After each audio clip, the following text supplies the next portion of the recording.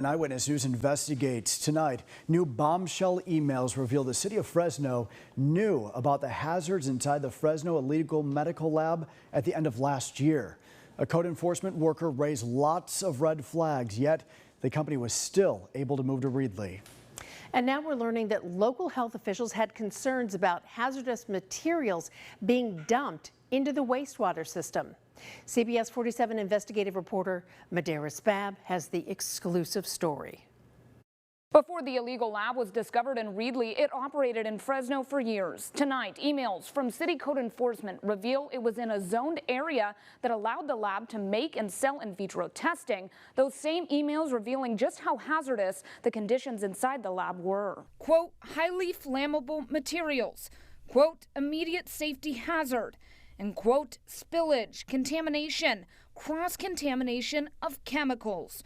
Those were the words a Fresno code enforcement employee used in emails to describe what was found inside of this illegal Fresno medical lab back in 2022. The lab operated in Fresno for years, and despite a small fire and several electrical hazards, it flew under the radar until a joint city and county inspection in October of 2022.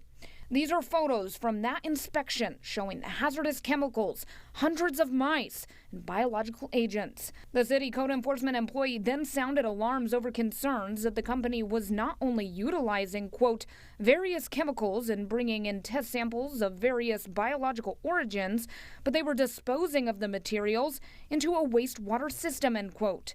Code enforcement confirms the city tested the wastewater and nothing hazardous was found.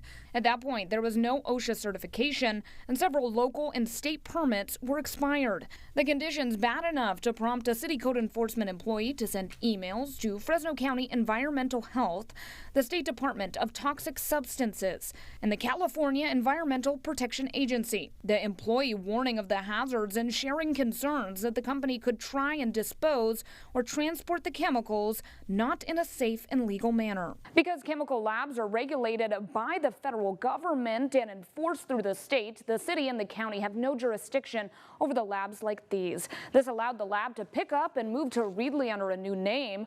Around a month later, it was discovered by city code enforcement in Reedley, and since then, it's been shut down. Reporting in the studio, Madera Spab, CBS 47 Eyewitness News.